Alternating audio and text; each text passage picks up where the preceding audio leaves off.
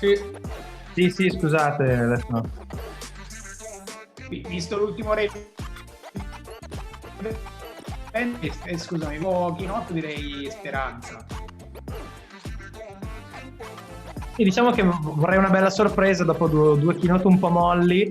Diciamo che fino adesso la mia impressione è il primo keynote, vabbè, bello denso di annunci, però molto poco approfonditi e diciamo rispetto agli anni precedenti il taglio è sempre più business e marketing e meno tecnico.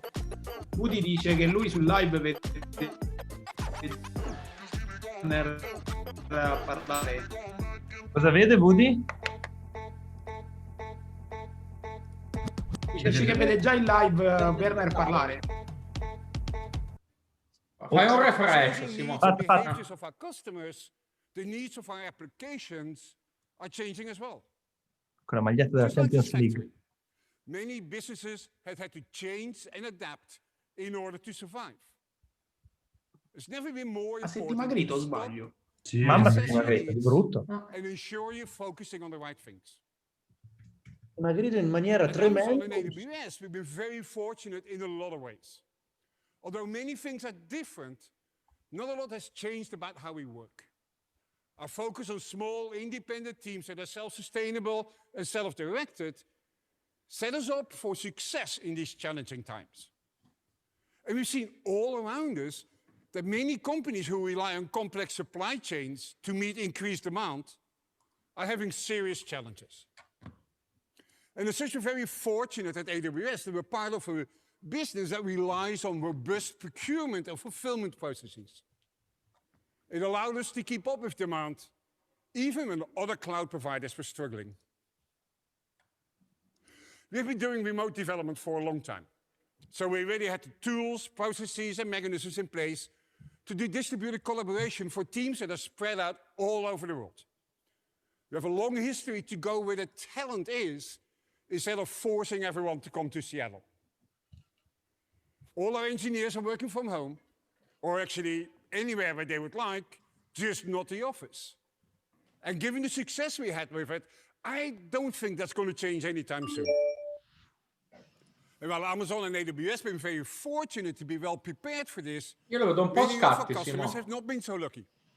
Think about the hospitality and airline industries. Okay. Talking to some of our airline industry customers, they expect that even if we can leave the pandemic behind in 2021, they do not expect to fully recover until 2025. Dov'è che è? And they expect that long-haul business travel may never return to previous levels. Their cargo divisions, however, do expect to thrive. And I've seen how some of them are pivoting to find new businesses or are doubling down on the things that do work. And there's an interesting analogy with this sugar factory. Se la prospettiva è di non tornare alla normalità sul travel prima del 2025, auguri. Appena detto Simone, un sugar factory. Non ho sentito. But when this factory was focused on only adapting to changes, the other sugar factories in the Netherlands were branching out into other industries. Today, there's two significant Dutch sugar providers. But in addition to sugar, one processes other crops like potatoes and onions, and the other one is a producer of bakery ingredients. They diversified to better be able to withstand unexpected hardships like this. Now, we were very fortunate that we had established a number of years ago an AWS disaster response team, whose task it is to immediately reach out to customers who may have been negatively affected by a natural disaster, like earthquakes or typhoons. And as such, we hit the ground running when we saw how customers started to get affected by the pandemic. Personally, I've been working with quite a number of our customers who have been adversely affected to help them get fundamental control over their cost by moving to what I called in the past keynotes, cost-aware architectures. So that the business has knobs to turn with respect to scale, reliability, and performance to meet their needs now and in the future. A number of these customers has also seen downtimes as an opportunity to accelerate and innovate. One of the most important ways that technology and the business can work together is by using data to power new experiences for your customers. I want to introduce you to an AWS customer who really embraced this idea. Ava is a digital health company with a mission to advance women's reproductive health by bringing together artificial intelligence and clinical research. So let's hand over the camera to Lea von Biller, Ava's co-founder and CEO, who's recording in her home in Switzerland. She has a great story about the amazing insights that Ava is able to produce for their customers by making new use of the data they collect. Thanks, Werner.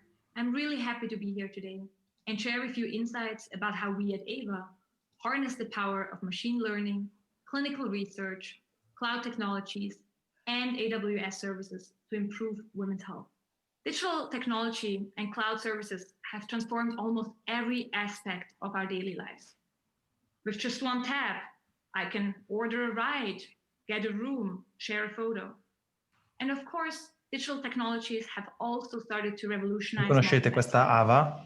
With AI being able to do really interesting things, such as diagnose fractures or detect atrial fibrillation. However, when it comes to women's health, progress has been very slow. And this is largely due to the lack of funding and to the lack of research in the space. We at Ava want to change that. Ava, pardon. Because we believe that so many women all around the world face unique and often unaddressed health challenges when it comes to their reproductive health. Be it in contraception, solo a me tutti i marketing claim sembrano uguali? Or menopause. Our vision is to be a long-term, No, sono tutti molto simili, soprattutto in certi settori, tipo quelli del fashion, sono tutti uguali. Secondo me puoi prendere, no, questo claim qua lo puoi prendere e lo puoi mettere, anche se è una pizzeria, secondo me va bene. Magari c'è un online claim generator. It all starts with the Ava bracelet, a wearable device that collects individual health data about her, including breathing rate, heart rate variability ratio, perfusion, and skin temperature. Every night, we collect more than 3 million data points from each of our customers and integrate that data into their health histories, where our multiple algorithms improve over time, learning each woman's unique menstrual cycle patterns and making individualized health recommendations. In 2016, we've launched our first product, the Ava Fertility Tracker.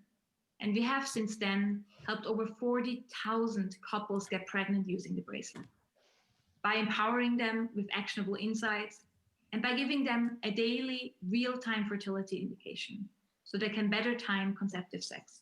But we're not simply in the fertility business. What we've actually built is a technology platform for collecting long-term personal health data for women over 5, 10, 15 years and more.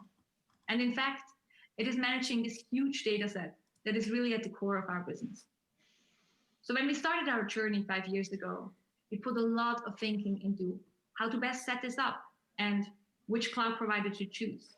Because we knew if we were successful, our data would grow exponentially and we would have massive amounts of data to be processed and stored in close to real time. We knew we needed to be able to scale our computing power to match the daily traffic peaks that result from our users syncing their device each morning. We needed security to protect the sensitive personal health. Capito bene che un giorno and we needed a flexible architecture. Picco di fertilità con un braccialetto. Sì, hai capito bene. Ultimately, we selected AWS. Quello che io trovo molto interessante in questa azienda è che ha trovato un verticale il quale usare il solito sensore, cioè ormai tutti abbiamo una smart braccialetto che salva i dati in massa sul cellulare o da qualche parte e poi rimangono là buttati via. Invece questi hanno trovato proprio un verticale come utilizzare anche il target del loro, cioè una ben definito target e quindi possono dare veramente senso a questi dati, non perdono così come il resto della se funziona davvero è una cosa incredibile, cioè questa cosa qua, nel senso che ci sono da capire qual è la accuracy. Comunque ci sono fattori c'è un sacco di fattori fisiologici legati alla ciclo mestruale. Comunque sul loro sito hanno una pubblicazione su JMarch, una pubblicazione sulla rivista scientifica per misurarla con il wearable sensor. L'ho linkata in chat. We quickly realized that we could utilize our unique clinical knowledge as well as our personalized understanding of our users' data to detect anomalies in body temperature, heart rate, and breathing rate in a way that could aid in early detection of COVID-19 infection, even before users realize they're ill or they experience symptoms. This represents a huge step forward in point of care, providing users with actionable insights that can lead them to seek testing or self-isolate to reduce transmission risk. In just a couple of weeks, we developed and deployed a 2,000-person pilot lab in Liechtenstein. Paolo, ti si sentiva pochissimo, lo puoi ripetere?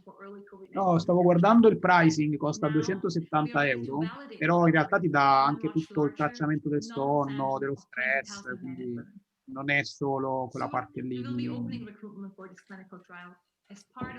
Fa tutto quello che fa il Fitbit classico e più al focus sulla fertilità.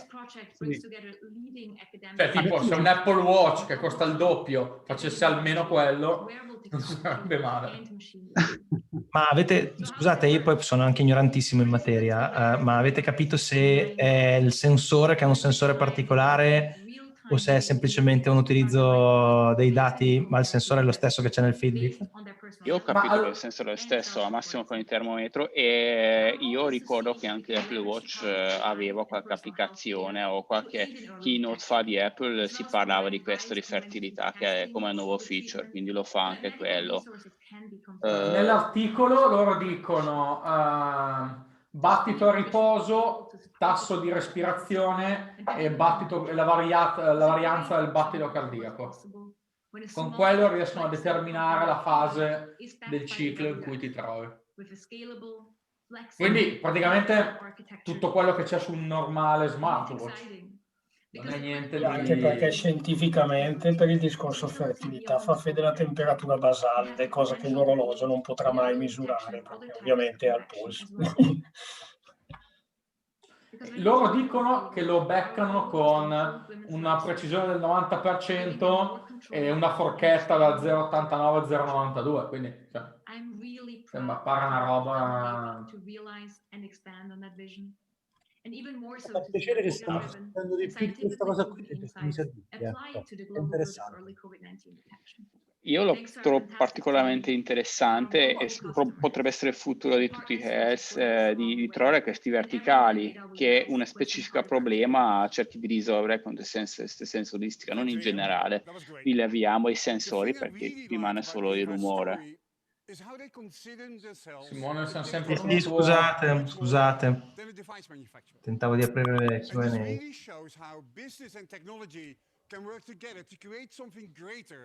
Than that they would be able to do on their own. Customers like Brainy did a lot to prepare vediamo di nuovo il tuo schermo, like but still had quite a few surprises. I talked to them a few weeks ago for a recent episode of Now Go Beyond. They're an online learning system that helps students with their homework. And even before the pandemic, they were growing and built their infrastructure to handle that growth.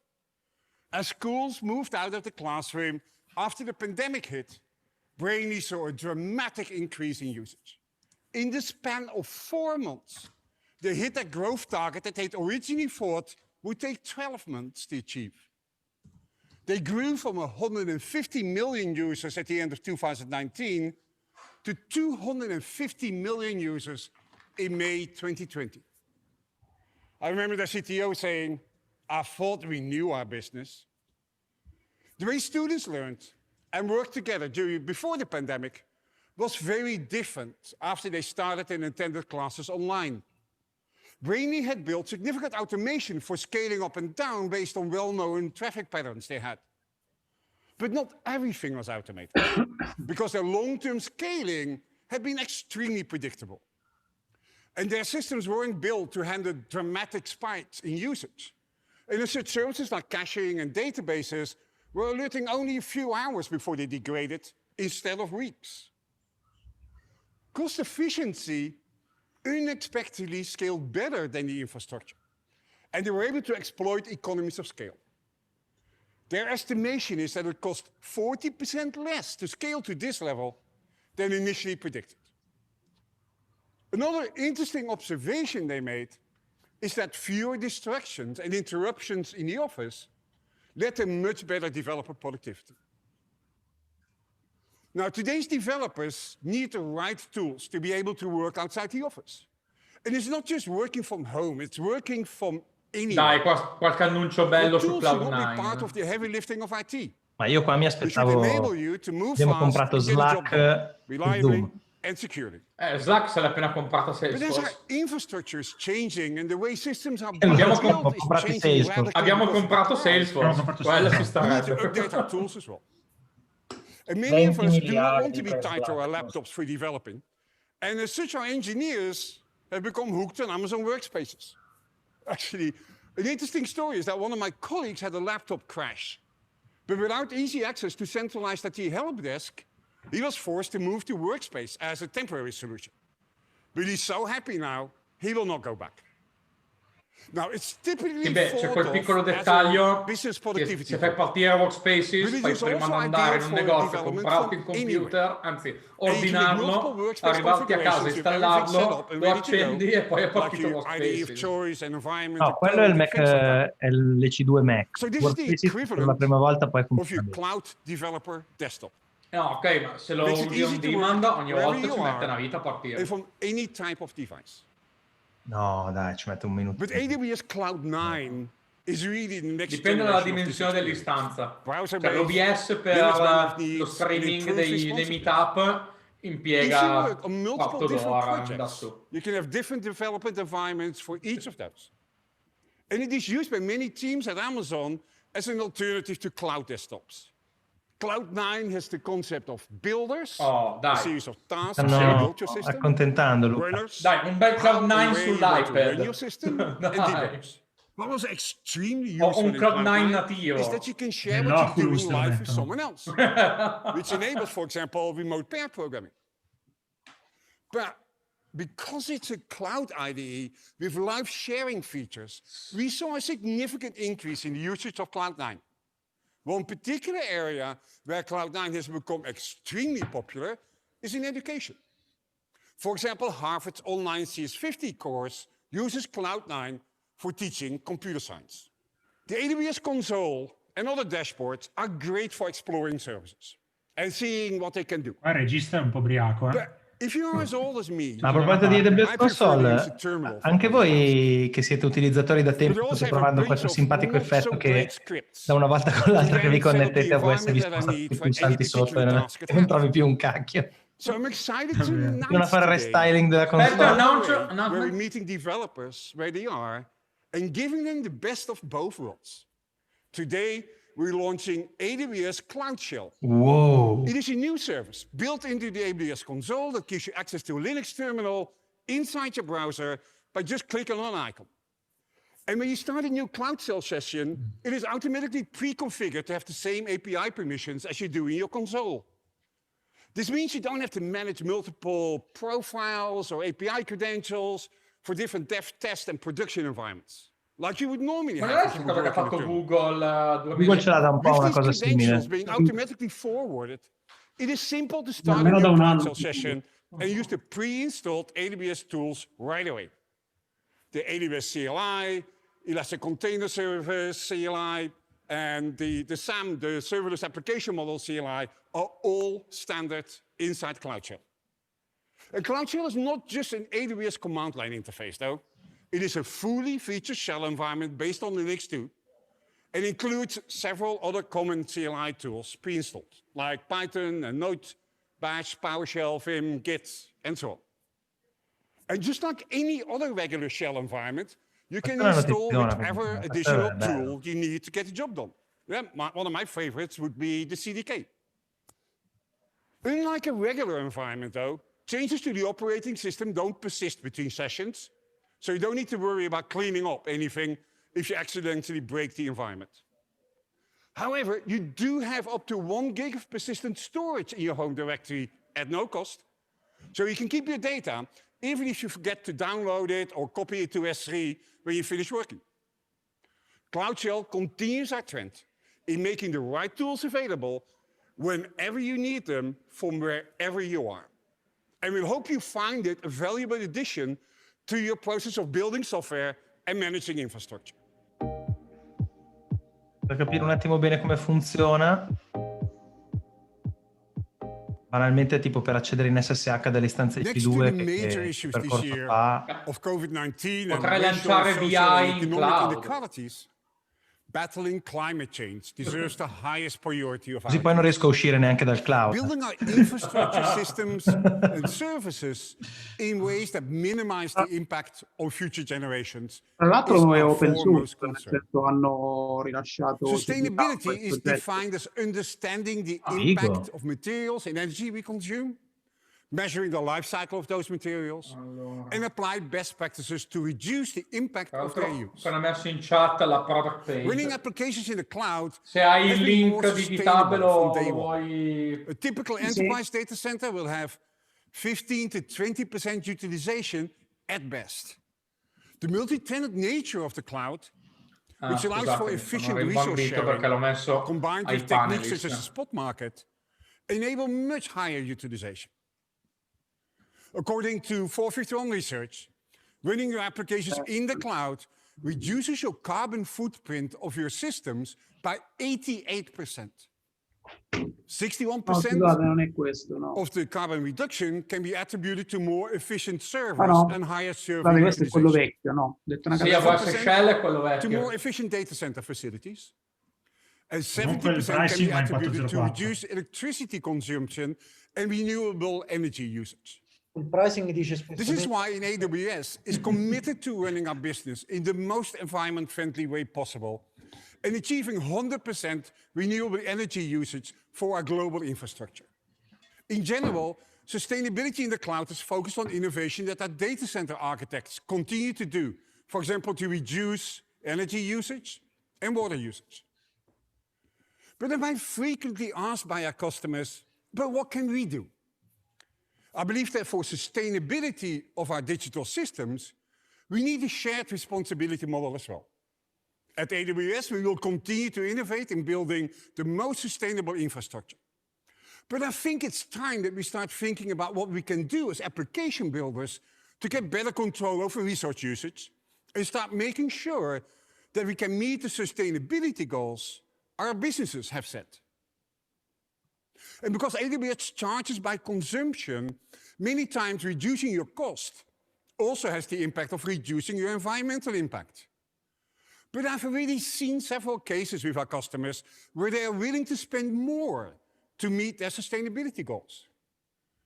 The AWS solution architects are now available to help our customers with how to analyze software and hardware patterns for sustainability and the sustainability impact of your development and deployment processes.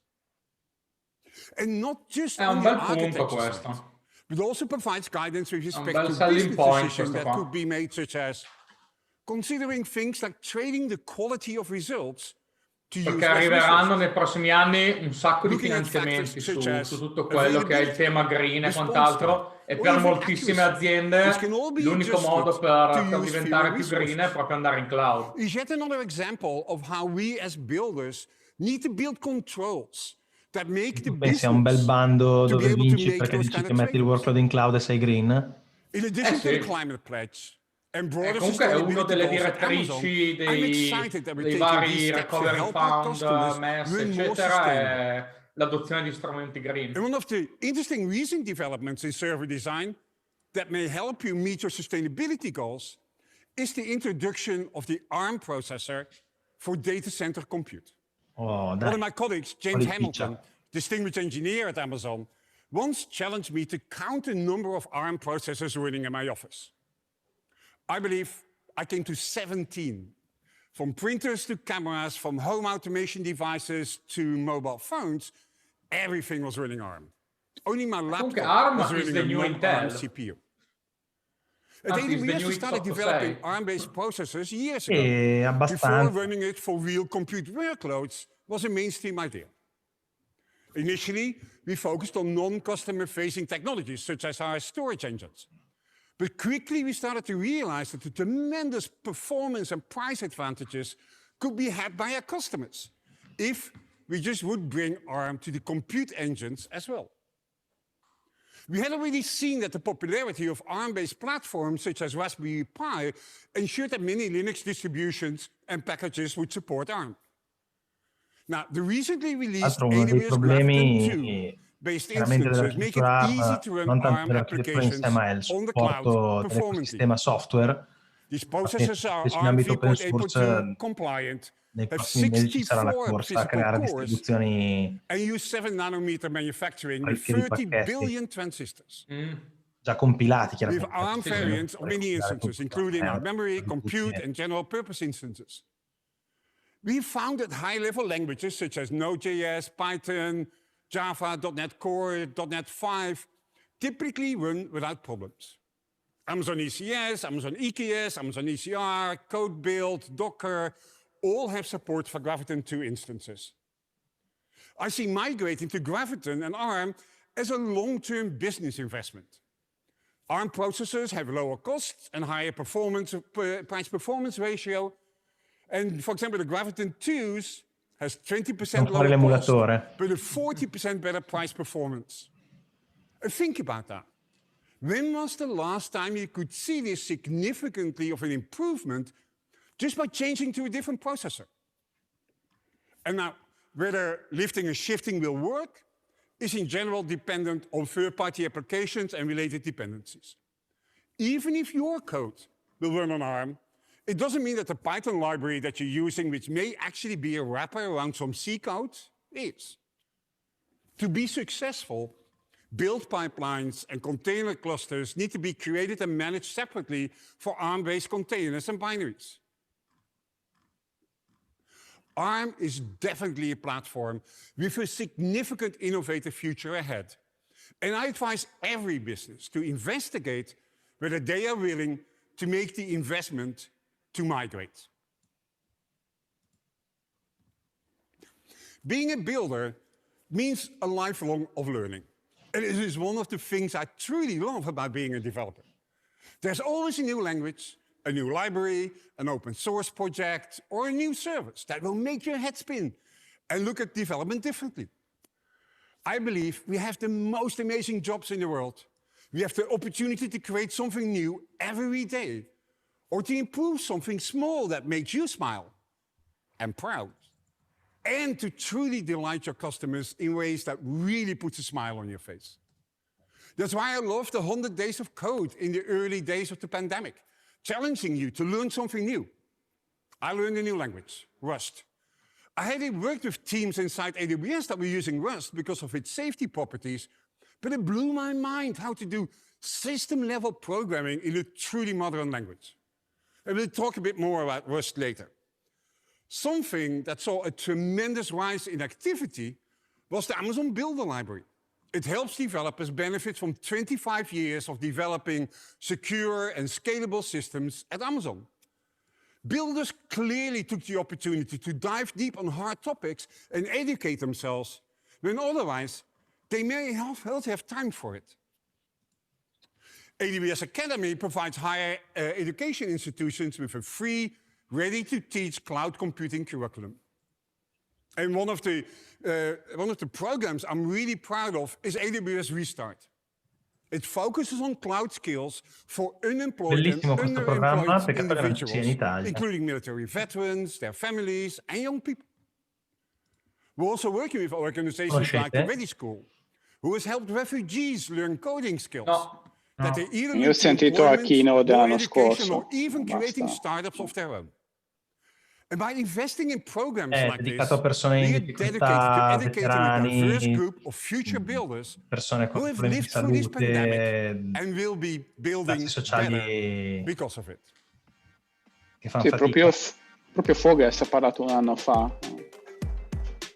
Persone con disabilità giustamente fa notare Rino E diciamo l'idea di utilizzare la grande domanda che c'è di figure professionali intorno al mondo cloud per dare una possibilità a queste persone di rilanciarsi con incentivi, corsi, eccetera. Però l'ultima volta che mi ero informato in Italia non c'era.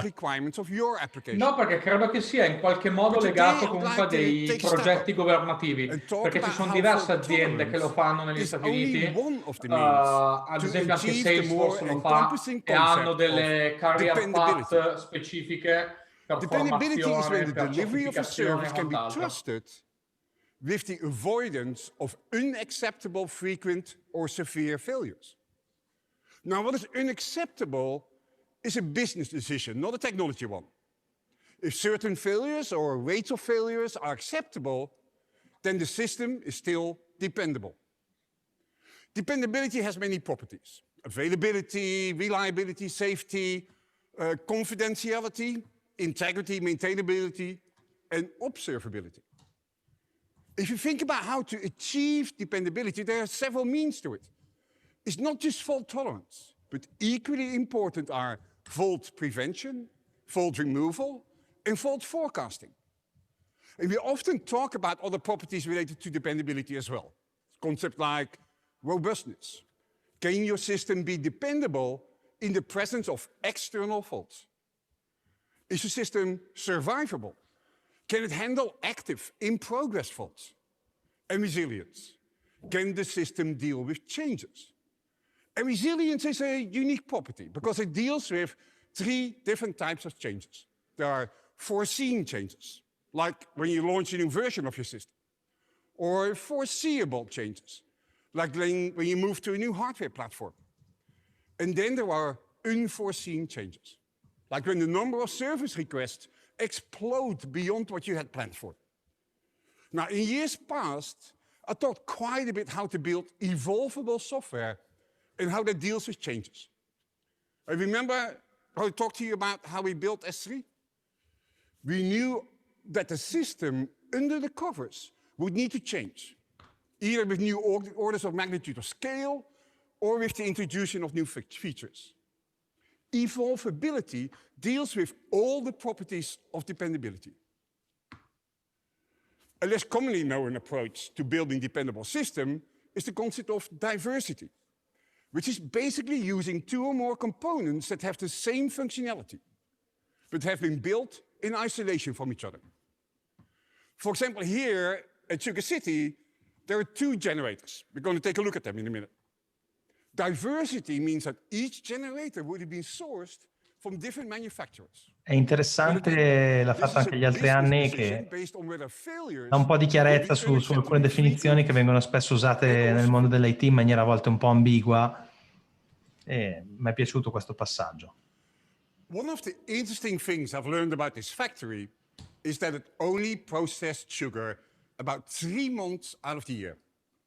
This was to coincide with the sugar beet harvest. They prepared all year for the 3 months that farmers would bring their sugar beets here to be processed. It was so busy that workers had to bring in mattresses and sleep in the corners to have enough time to get everything done. Even though it was regularly 40 degrees Celsius, which is well over 100 degrees Fahrenheit. Downtime during these 3 months would be catastrophic. Whoa, whoa. It's quite an echo here. Although you can also still hear a hum. Even in this derelict factory, it still feels it's alive. So electricity was crucial for the factory. In this turbine hall, the 2 generators were used to produce the electricity that powered the entire factory. Unfortunately, in those days, and today, and in the future, faults are a given, as are changes in the system, or impacting external factors. In today's world of digital technologies, much of the thinking that built dependable systems and processes in those days is still applicable today.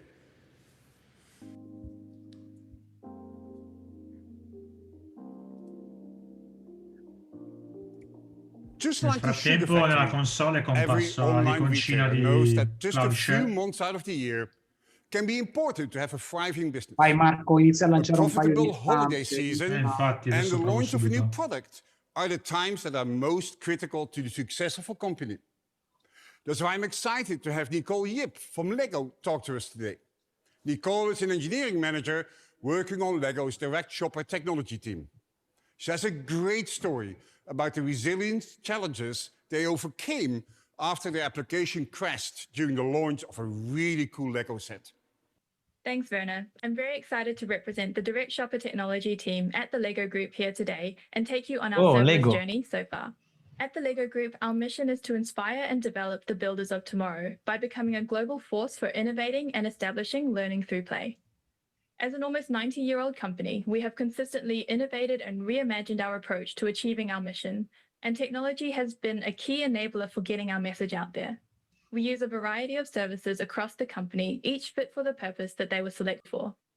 I'm going to talk about the journey of the team behind Lego.com, specifically the pages where you're browsing for products, redeeming VIP rewards, or completing your order through checkout. We are the Direct Shopper Technology team with engineers in the UK, United States, and Denmark. Our main challenge is typical to the world of e-commerce. The traffic patterns are extremely spiky, and with regular product launches and sales events driving. Mi faceva notare adesso Claudio, avendomi portato proprio il laptop davanti, che il Cloud Shell ha lo stesso identico nome su Google. Proprio uguale identico.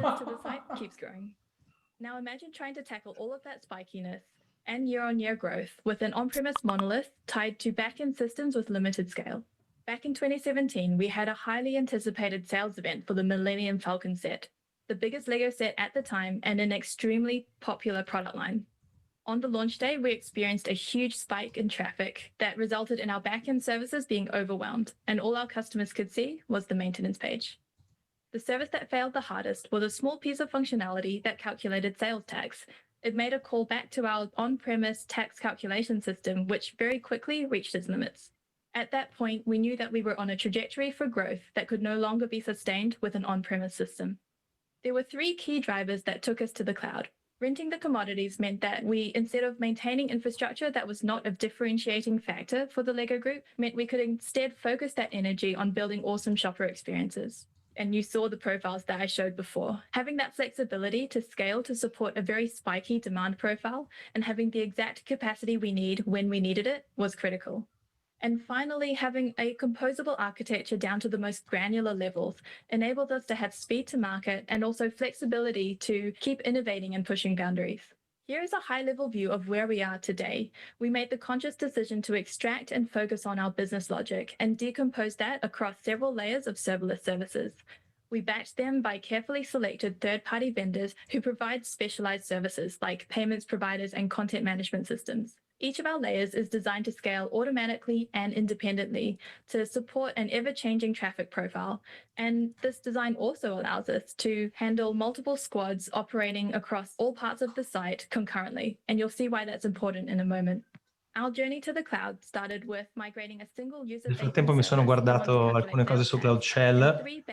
Non costa niente, è gratis a parte il transfer se sposti avanti e indietro dei file, e non puoi accedere a risorse MVPC, quindi non lo puoi usare come se fosse un bastionoff per accedere a delle istanze situ o altri oggetti. È proprio una shell, è la versione terminal based di Workspaces sostanzialmente, con sotto solo Linux, non puoi avere Windows o Mac sotto. And a platform that was only a couple of months old. And then the question became, could we deliver on that ambitious roadmap with twice the number of engineers, all onboarded remotely, and keep the platform stable, all while handling high season levels of traffic? The answer was yes. And not only have we doubled the number of services in production, we've managed to do so while handling increasingly busy sales periods. To put some numbers up to the growth we experienced in the past year and a half, we now have 3 times the number of engineers in the team, and we've since launched another 36 serverless services, pushing the number of Lambda functions in production over 260. The growing team meant that we had to distribute many tasks previously held centrally by an infrastructure team. So automation has been key to supporting the ever-growing number of squads and application engineers to get their services and features into production, not only at their own pace, but safely. We've moved to a self-service model where possible, for example, creating a script that creates standard integration and deployment pipelines for any new service. The ultimate goal is to develop our application engineers into DevOps engineers who own and operate their services in production. One of our first steps towards that goal was to introduce a standard where all serverless services were to implement Canary deployments using AWS Code Deploy, and this gives the automatic rollback when necessary. And that leads me on to serverless operations. We have focused on observability and a fan-out operations model, where our on-call team monitors some key high-level metrics centrally, and then each service has been categorized based on how critical it is to our key user journeys. We then have a default set of alerts that are to be implemented on each service and tuned to the profile of that service by the squad that owns it. This is giving our engineering team a starting point of how to monitor their services in production and not only detect, but react to issues that are happening in their space quickly. The growing team means we can't have tacit standards anymore. The team is made up of engineers at all stages of their careers and with differing levels of experience with the technologies we're using. I've mentioned already a couple standards that we've set, and they define what a good service means to us. They define the hallmarks of a good service that not only uses the latest coding practices and patterns that we've developed over time, but also those guidelines for safer deployments and monitoring of services so that they're easier to own and operate. We have started comparing our standards with the AWS well-architected framework, and specifically the AWS serverless lens. And this has shown that they mainly are in the operational excellency pillar with a little bit in cost optimization and a bit in security. And so looking to what we're focusing on next, we want to define the standards in the remaining reliability and performance pillars. And then we can start looking at making the standard more visible. We want to show our engineers the services that they own, what state they're in, all in one place. And then we can start adding on things like maybe a leaderboard. This should add in that competitive element so that owning a service becomes a point of pride within the team. And then we can start playing with the next level of serverless operations. We have chaos engineering on our roadmap, and this should enable the team to really break apart their services, test out the failure cases for an entire third party, and that means that we can craft our shopper experiences to still be awesome even when part of the platform disappears for a bit. It's hard to imagine that we only started our journey to the cloud back in 2017, but time flies when you're having fun, and we've learned a lot along the way. The name Lego is an abbreviation of two Danish words, leg and godt, meaning play well. And when play is at the core of everything you do, the learnings and opportunities are endless. Thank you.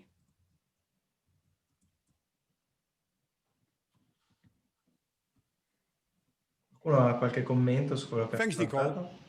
What is great about Lego's story is that in addition to providing a more stable platform, migrating from a monolithic design to serverless Nothing new. also freed up engineer time to work on new features.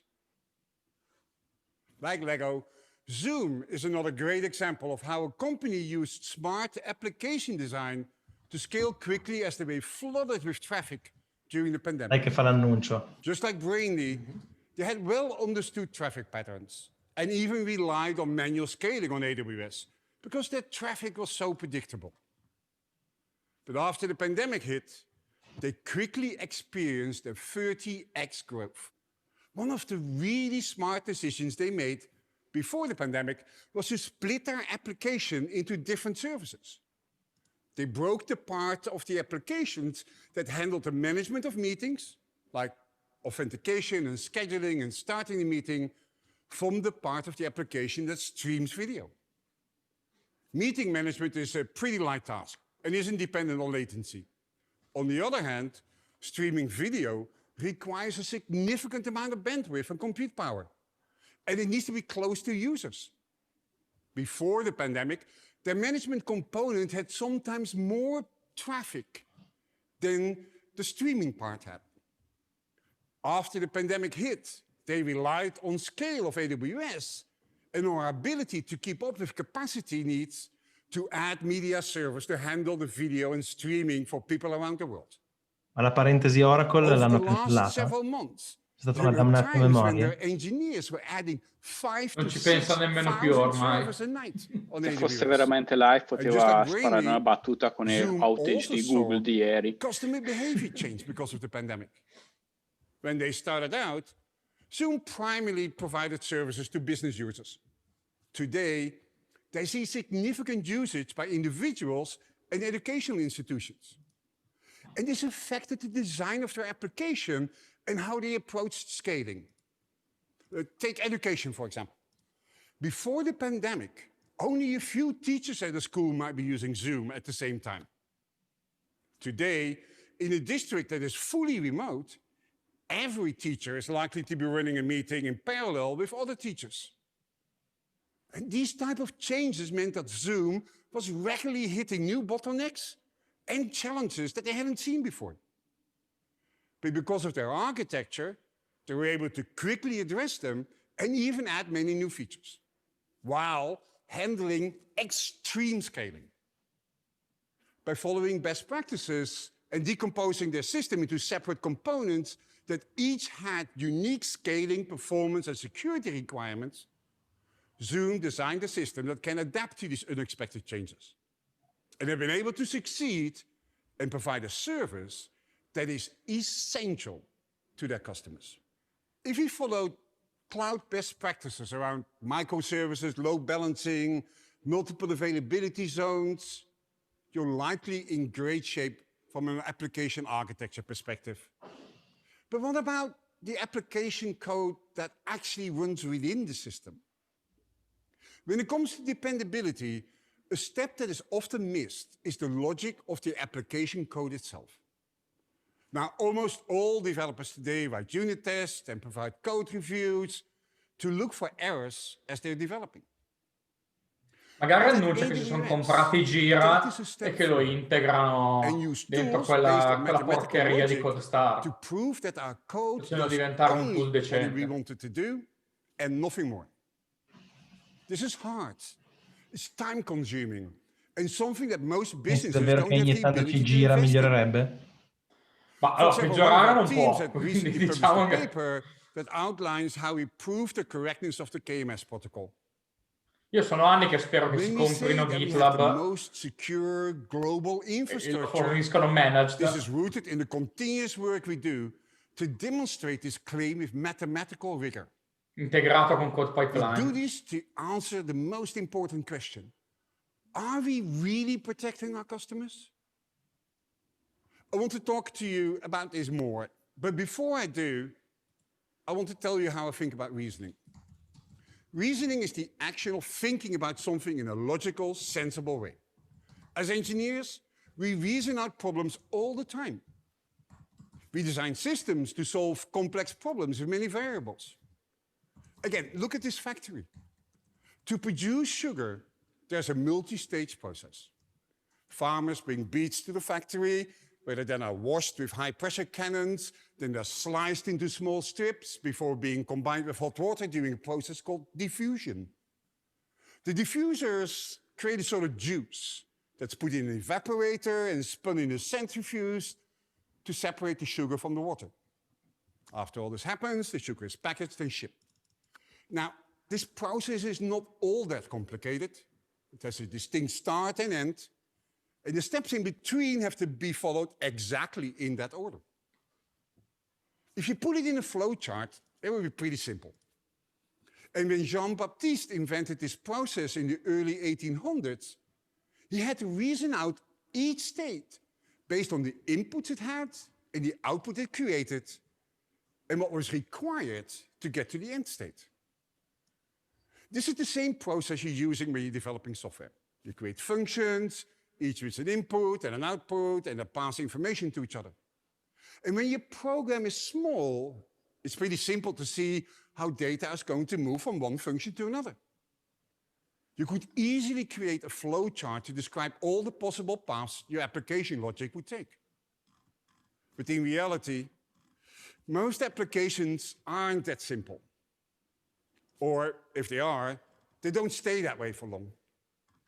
In most applications, there are hundreds to thousands of unique functions, which each taking the different set of inputs and creating an output that is passed on to another function.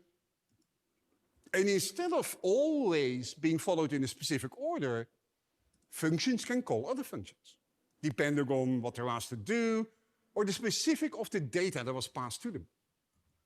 Now imagine the complexity of the flowchart that you would need to build to represent all the paths that your application could take. There's no way that a human can possibly know all of this. And that's where the field of automated reasoning comes in. Automated reasoning can also be called computer-aided development. Automated reasoning comes in many forms, and it is simply the process of using computers to prove anything that can be described with complex logic. In fact, this is one of the first major use cases for early scientific computers. Some of the first programs ever written were attempting to find proofs in mathematical logic. One form of automatic reasoning is formal verification. Formal verification involves converting the logic of an application into a specification and then mathematically proving that the spec does exactly what it is supposed to do, no matter what. It's very expensive and difficult and time-consuming. It only makes sense for applications where the cost of failure is truly devastating. Organizations like NASA use formal verification to ensure that space missions that cost hundreds of millions of dollars and risk people's lives don't fail because of software bugs. Intel invested heavily in formal verification after the floating point bug in early processors caused a massive recall. Today, all the leading chip manufacturers, including AWS, develop processors using formal verification tools. Another area where we're using formal verification is in one of my favorite services, Amazon S3. When we pioneered S3 in 2006, we built it because we knew customers wanted storage for the internet. Our top design priorities in 2006 were elasticity, reliability, durability, and performance. Because that was what mattered to our viaggio in formal verification era 15 anni fa in università e allora quello che funzionava su un codice di una dozzina di righe di codice. Massimo. In fact, I think S3 is the only product we ever launched with a list of distributed systems concepts in the press release. But with the knowledge that failures of components, big and small, are a given, remember, everything fails all the time, we need to balance the trade-off between availability and consistency, based on the now infamous CAP theorem. Given the applications we initially target, we decided that availability, always be able to access your object, had a higher priority than getting the last update to your object. And there could be a small window of time between when you updated your object and when all read requests would give you the updated data. The data was there, stored reliably and durable, but the metadata was eventually consistent. As S3 has evolved into a more generalized storage engine, it is now used for many real-time processing applications, like, for example, analytics on top of a data lake.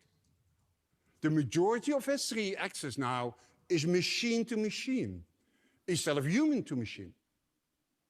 Now, it turns out that machines have a much harder time reasoning about eventual consistency. È stata quasi un'ora, un solo annuncio, mi sembra un po' pochino. And there's the law e adesso sta parlando dell'annuncio che hanno già fatto prima del reinvento sulla consistenza del read after write. You need to do the work.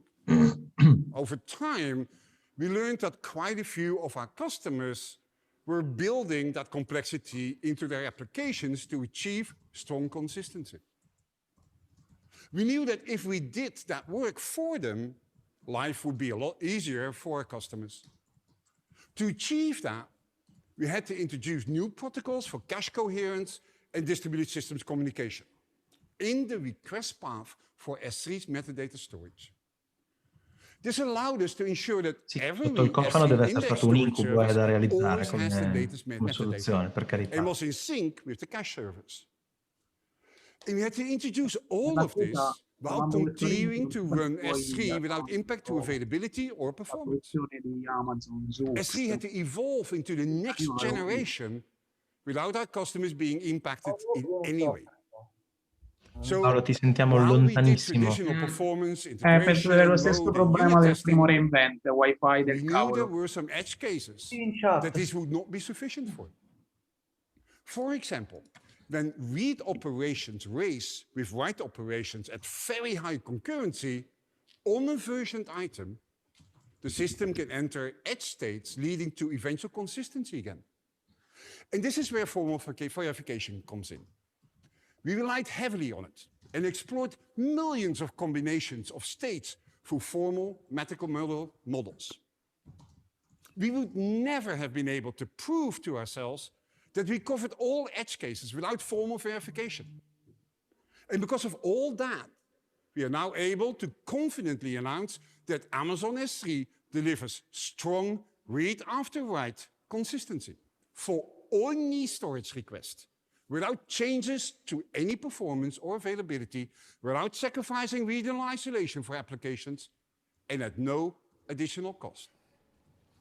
Quindi hanno usato la formal verification per certificare la consistency di S3. I've always talked about security, and you've heard me say it every year, encrypt everything. Security is the most important thing that we can be focused on for our customers, and I think it's something that should be on top of the mind of every customer themselves as well, no matter what they're building. When you're developing something new, it is possible to build a system that unintentionally allows access you didn't intend on. At AWS, we asked ourselves, how can we help customers with this? And we've been making significant investments into security-focused tools that use automated reasoning to help detect security gaps. One of these is the recently announced VPC Reachability Analyzer. In AWS, it's amazingly simple to set up a network. It is truly something that impresses me to this day. And if you need to isolate different parts of your application from other parts or from the internet, I can easily do that. I can create a network echo, a security group, or a subnet to isolate these parts from the network. But just like my application logic, the logic of a network increases in complexity the more work you do on it.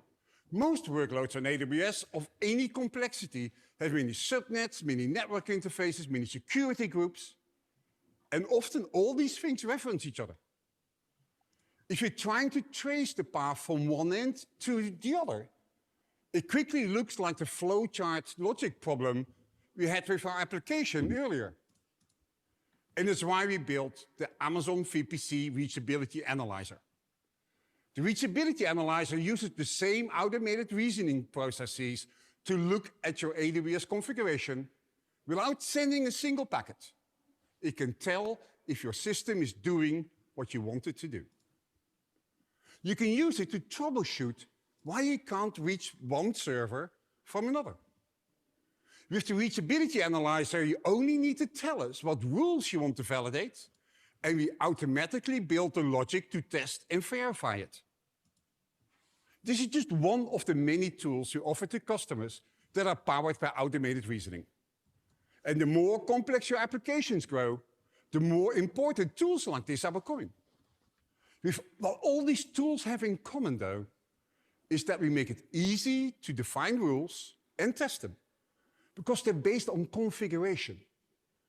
The S3 block public access feature allows you to configure bucket permissions as long as they don't provide unrestricted access to the internet.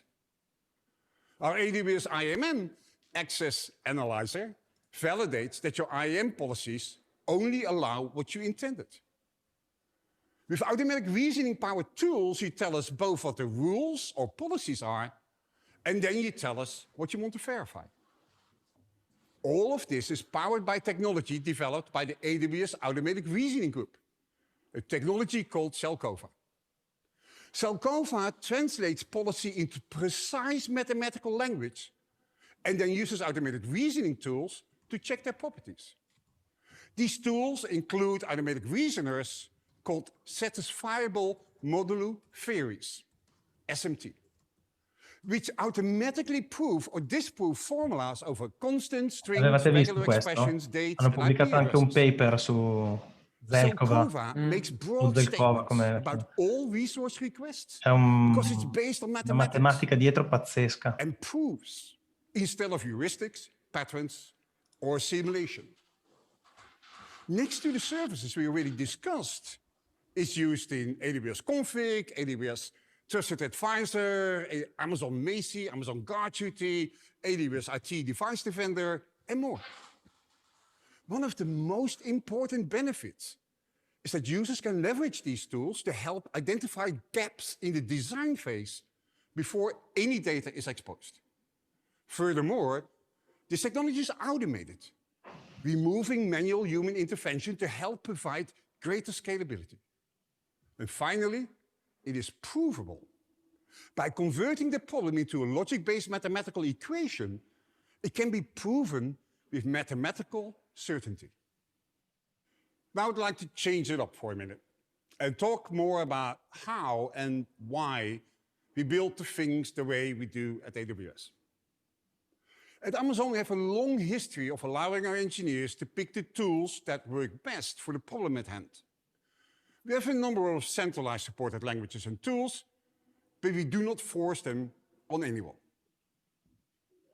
For example, when we needed to do fast UI prototyping for Amazon Fresh, Ruby on Rails was the best tool for that, even when we knew it wouldn't be the language used to scale it up. Mark Brooker gave a great talk at reInvent called Creating Technology Standards at Amazon, where he talks about the trade-offs between using what's familiar and safe, Java or C++, and what may be new and risky. He makes an important point here that's worth paying attention to.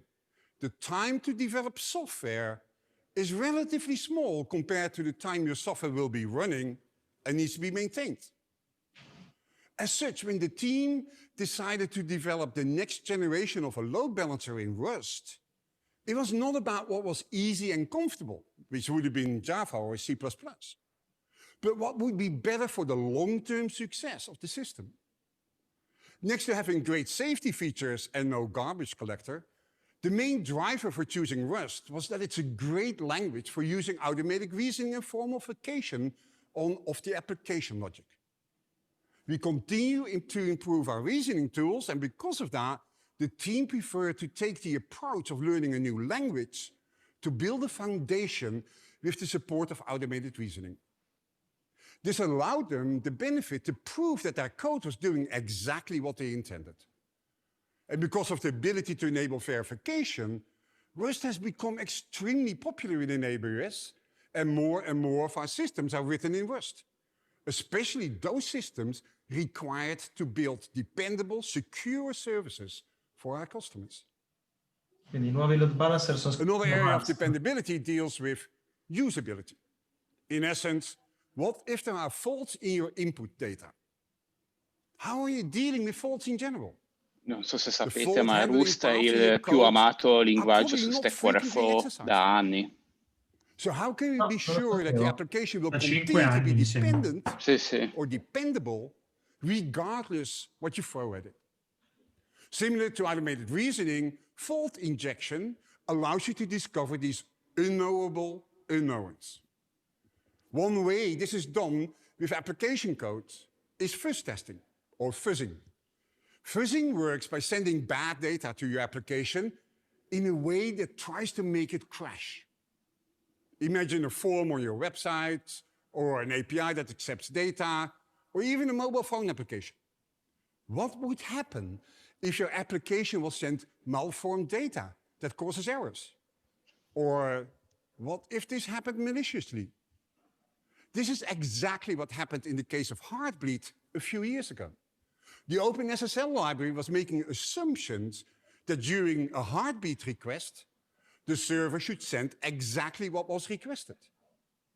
This bug originally discovered by fuzz testing because the fuzzer made a malformed request and the offending function happily returned it. And because of things like this, we're using fuzzing extensively at AWS and use it to test both our APIs and our code itself. But even if your code is perfectly written, hardware fails, packets get dropped, and unexpected traffic spikes happen. Even well-built cloud applications today can depend on dozens of services and components all working together. And failures can happen at every level. To understand how your application will behave when these events happen, the best form of testing is chaos engineering. Now, this isn't a new idea and has been around for quite a while. Netflix popularized this concept many years ago, and a tool they built was called Chaos Monkey. The goal of chaos engineering is to understand how your application responds to issues by injecting failures into your infrastructure, usually running against production systems. Chaos experiments can include generating a baseline traffic load against the system, adding latency to all database calls, and then validating timeouts and retries. And unlike automated reasoning, we believe that chaos engineering is for everyone, not just shops running at Amazon or Netflix scale. And that's why today I'm excited to pre-announce a new service built to simplify the process of running chaos experiments in the cloud. AWS Fault Injection Simulator is a fully managed chaos engineering service that makes it easy to discover vulnerable paths in your applications. AWS FIS helps developers easily set up and run controlled chaos engineering experiments across a range of AWS services. FIS gives you the ability to inject faults, such as latency or failure of underlying compute networking databases and more. That includes control plane such as alza in mano che proverebbe subito in produzione. Da veri uomini, lì fai vedere se hai le palle di usarle. Luca ha alzato, però sei muto. Tanto non è la mia produzione, quindi sì. Where you understand your steady state, così non vale però. Inject faults and monitor your application. When the experiment is over, FAS will tell you if your hypothesis was confirmed, and you can use the data collected by CloudWatch to decide where need to make. Secondo voi hanno usato tutta la Chaos Suite di Netflix, visto che è open source? Ed è stata costruita su AWS. Chaos engineering into your business. From running game days or incorporating chaos experiments into your CI/CD simula il fallimento dei loro servizi è un po' confidenza, perché i loro servizi non falliscono. Se riesci a rompere qualcosa nel tuo business logic, è interessante. And perhaps the most underrated is the experience your teams will get learning how to respond to infrequent but critical events. Mean time to resolution is not just about your architecture and automation, but it is also about the operational muscles that you build and exercise over time. There is no better way to test your system than chaos engineering. And with FIS, you won't need to be an expert to incorporate it into your organization. AWS Fault Injection Simulator will be available in early 2021, and will include the ability to run fault actions against services such as EC2, RDS, ECS, EKS, and more. Out of all the things we're announcing this year, this is the one that I'm most excited about. By offering this as a service, I believe that we can have a massive positive impact on building more robust, more durable, and more dependable systems in the cloud. Da una prima letta sembra che interviene soltanto a livello di rete, staccando di servizi, aumentando la latenza e così via. Non è che When we talked about the history of dependability, I mentioned systems theory. A related field of that is systems control theory. It has been crucial in building many dependable industrial and other systems. Immagino di sì. The most important pioneer in this field was Professor Rudolf l'infrastruttura AWS, no? Un po' come si faceva una volta. Chissà se aiuta da quel punto di vista. Ma poi potrebbe anche essere che questo qui è comunque arriverà nel 2021, sappiamo quando, e poi cos'altro aggiungeranno as usual servizio. Quindi promette functional outputs like voltage and amperage of the turbines, or non-functional output like the turbine temperature sensors or rotation speed. Quello dietro è fighissimo. And this is what we try to achieve with the observability property of a dependable system. Sto parlando di controllo How can automatico. we infer the internal state of our digital systems from its outputs? Which can include both functional, replies from API calls, for example, or requests to other parts of the system, from non-functional information that we collect through other means. We've been monitoring systems for years. And I remember the earliest monitoring tools came with Unix, VMstat, syslog, netstat, etc. And it wasn't until the late 90s that tools like Nagios and RRD tool became popular. Monitoring is for operators.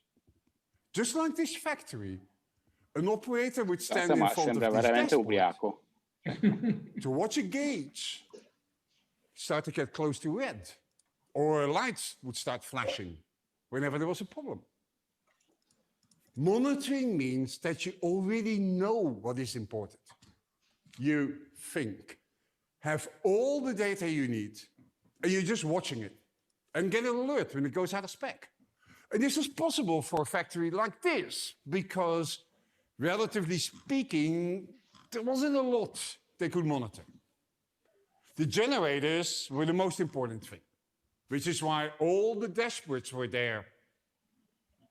The equipment that was processing the beats was all managed by people who worked with it day in and day out, and could tell when it wasn't cutting as well as it had before, or if it started to hum in a different way. A factory like this is a living, breathing thing. And when your workers spend literally all day here, they know when something is not right and when it's going to break before it does. It's a bit like the experienced car mechanic that just needs to listen to your engine to tell you the crankshaft is about to go out. He has a pair of magnificent sensors, of course, and a lot of experience how to interpret output and thus its internal state. However, if there is a car he hasn't seen before, or a problem sound that he has never heard, his experience doesn't help that much. But in our world, what happens when everything is automated and you're not working with the same equipment day in and day out? Or when your ears and eyes are not sufficient? Classical monitoring deals with two questions. What is broken? And why is it broken? Monitoring uses a predefined set of metrics and logs to determine known failures. In general, with monitoring and alarming, you can't predict when things will fail. You can only take action when they do. And it's why we used to call people who monitor these systems operators and not engineers. The generators here at Unisciti are extremely complex. It is unlikely that the operator of the dashboard knew how to repair it when something went wrong. But they did know when to sound the alarm and gauges moved to where they weren't supposed to go. As systems continue to increase in complexity, it is impossible to put every important metric for that system on a single dashboard that the user watches. Think about everything that goes into a modern application. There are metrics for the servers, containers, and functions that you're managing. Your application has counters and logs for all the work it's doing. You may have anywhere from thousands to millions of customers, all which have data about what they're doing and how they're interacting with your application. It is impossible to put all of this on a dashboard that a human watches to define alerts for each of these metrics to tell you when they're going out of spec. At Amazon, we've been on a 25-year journey to improve the processes of managing our systems. And we've long left the notion that just monitoring was sufficient to manage our systems. We've embarked on a holistic approach to operations, from collecting massive amounts of data and logs, to how we analyze them, to how we solve and talk about problems when they do happen. And this is what observability is all about. How can we make sure we have the data, the tools, and the mechanisms to quickly resolve problems in a fundamental way? How can we, without reaching into the system, infer its internal state from the data that we have? At Amazon, our most important drivers have always been customer-centric. Find and resolve problems before they impact customers. Understand the impact on your customers when you couldn't prevent it. And fix the problem so that it never happens again. Comunque sarà che è registrato, sarà che lui nel frattempo col suo show televisivo ci ha preso la mano, ma c'ha una teatralità adesso rispetto a qualche anno fa. No? Sempre ispirante. Logging and tracing. All three are important, but serve different purposes. But I do think logging is the most fundamental one to get right. Back at the first reInvent, I made a bold statement. I told you to log everything. And I meant it. Log everything. Logs are the source of truth for what's going on at any given moment inside your infrastructure. At Amazon, every service, from the hypervisor to network gear, generates logs that are indexed, compressed, and stored durably. We've gone through a few different log collection systems at Amazon over the years. In the early days, we were mounting NFS servers and writing directly to logs across the network. And we were digging through those logs with bash, set, scut, and org. It was painful and time-consuming, but it was the best option at the time. And as we grew and matured, we built a custom client that stored logs in S3. And this made it easy to get logs off our servers and store them durably. To search for errors and to generate ad hoc metrics, we queried those logs with a distributed Hadoop cluster. And this was significantly more scalable than a mounted file system parsed with Linux commands. But every system grows in complexity. Our largest applications are made up of hundreds of microservices, each potentially generating terabytes of logs a day. Using Amazon EMR to query the logs for those services could take hours. Log analysis. So we took everything we'd learned so far and we created CloudWatch logs.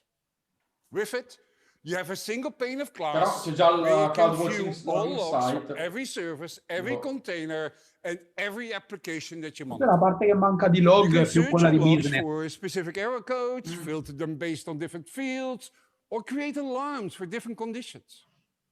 It's a powerful service, but it's still just the first step. When building an end-to-end observability system, you need logs, metrics, and tracing.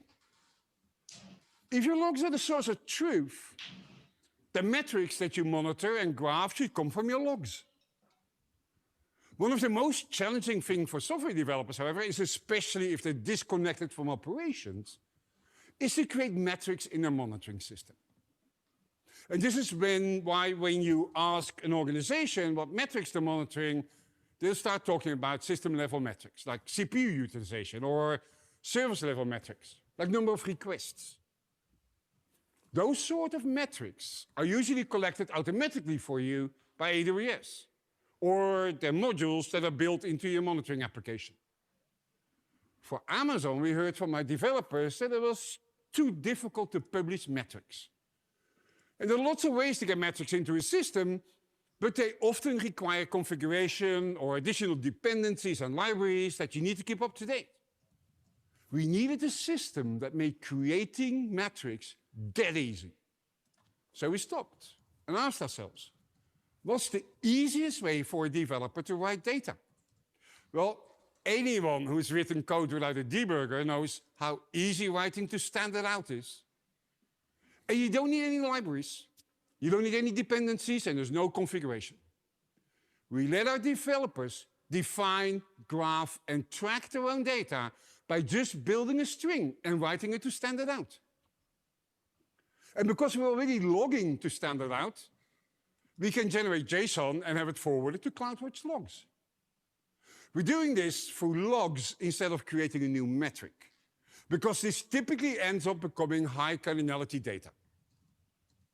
Now, one of the challenges with allowing developers to create arbitrary metrics at Amazon scale is the level of cardinality it creates.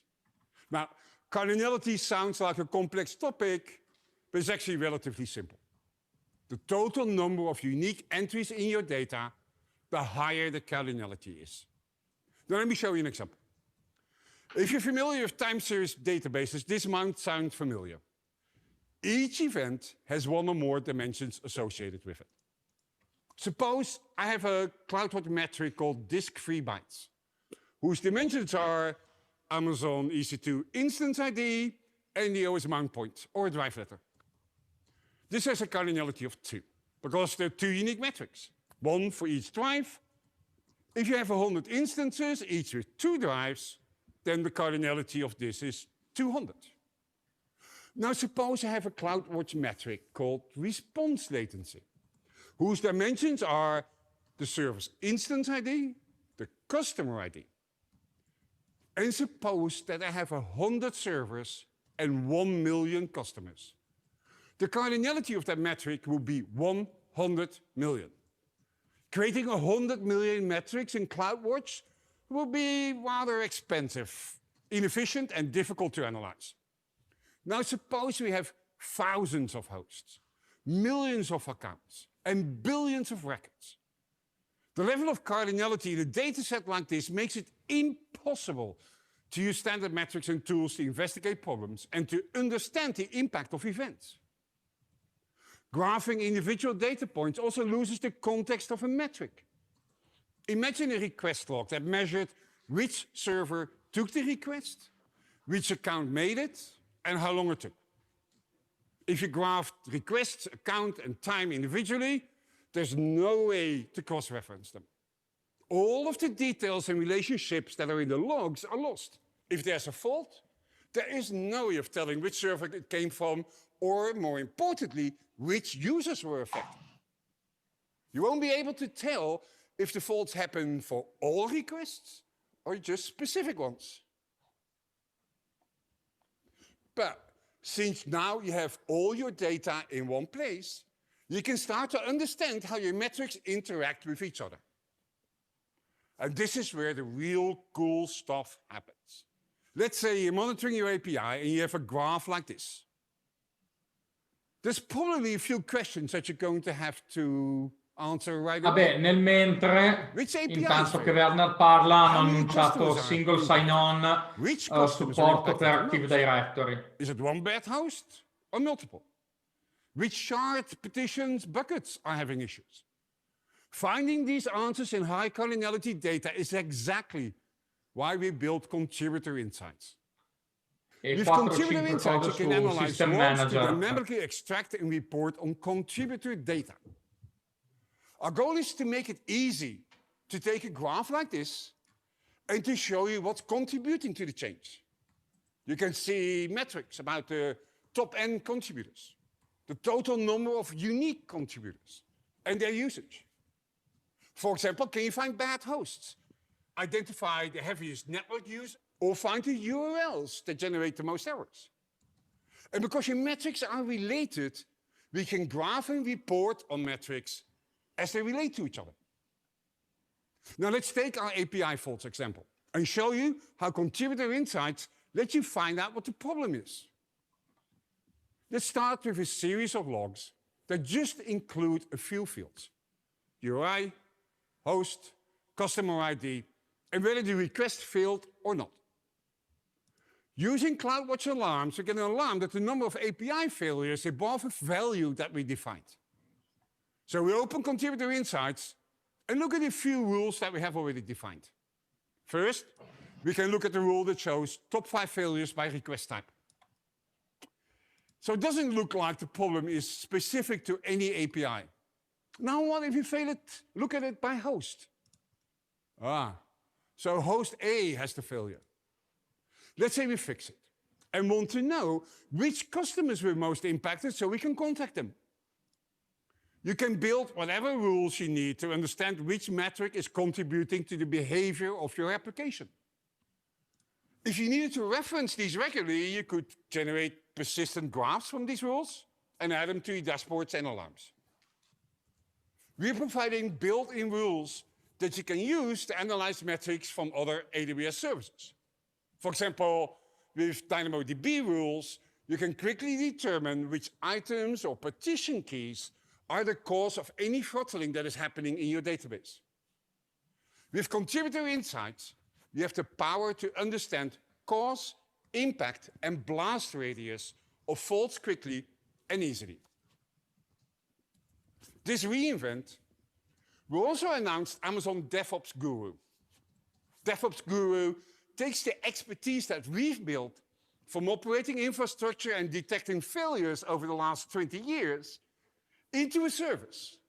It uses machine learning to identify potential issues inside of your account and also provide links to recommended fixes. Available through the console, you can search and visualize operational data across Amazon CloudWatch, AWS Config, AWS CloudTrail, AWS CloudFormation, and AWS X-Ray. For example, DevOps Guru can predict when the amount of data in an RDS database will exceed your provisioned storage. This would have been great for Brainly during the early stages of the pandemic, since this was one of the services they were scaling manually. It's also recommended changes to instance sizes and configurations before an application runs out of resources. Now, the last requirement of an observable system is tracing.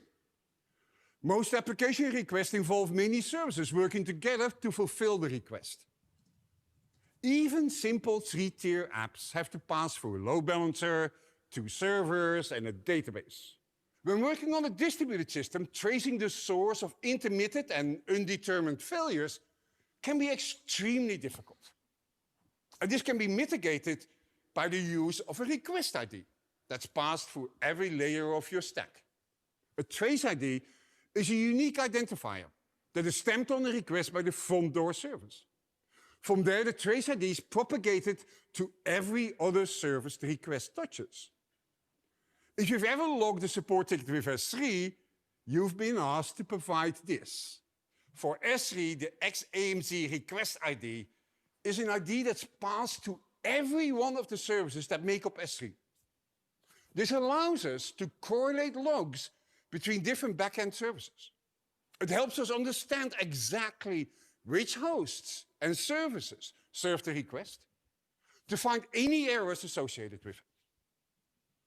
Tracing provides you with the ability to understand exactly what happens throughout your entire system. But let me repeat this. You must pass the trace ID between your tiers and put it in your logs. We make extensive use of canaries to monitor our systems. The term canaries actually comes from coal miners. They placed canaries in the mine to know when there was a problem. And because they're smaller and more sensitive, the canary would get sick and stop singing before any of the miners do. For application monitoring, your canary has the same purpose. Canaries perform the same actions as your customers. They continuously verify your customer experience even when you don't have any customer traffic. Canaries should run continuously, and especially during deployments, and alarm anytime there is something unexpected. Even if your application hasn't failed, a canary can give you an early warning by alerting when something took, for example, longer than expected. And to build your own canaries, we have CloudWatch Synthetics. Canaries built with CloudWatch Synthetics and Node.js scripts that run as Lambda functions in your account. They work over both HTTP and HTTPS and can test for UI components by providing programmatic access to a headless Google Chrome. One of the great things about building canaries with CloudWatch Synthetics is that it integrates with CloudWatch Service Lens and AWS X-Ray to provide a graphical end-to-end view of the services in your application. Now, I would like to introduce now Becky Weiss. She's a senior principal engineer who worked on many of our systems, including AWS IAM, Amazon VPC, and Lambda. Becky is one of the many experts we have on monitoring. She has some insights into how Amazon engineers think about data and why it's unique. Thank you, Werner, and welcome to all you reInvent attendees. My name's Becky Weiss. I'm an engineer at AWS, or as we like to call it here, a service owner. And it's my honor to give you the AWS service owner's perspective on this topic of monitoring and observability. Now, if you ever read anything about how Amazon does business, you know that a principle sitting in the middle of everything we do is customer obsession. And that principle doesn't stop at our product roadmap. Rather, it extends into every aspect of how we operate our services. And yes, maybe even especially, how we think about the eventuality of failure.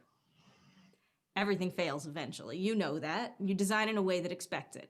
And for me and for the many talented operators that I get to work with at AWS, the name of the game is whether we can see these signals of impending failure before our customers actually experience failure. So how do we do that?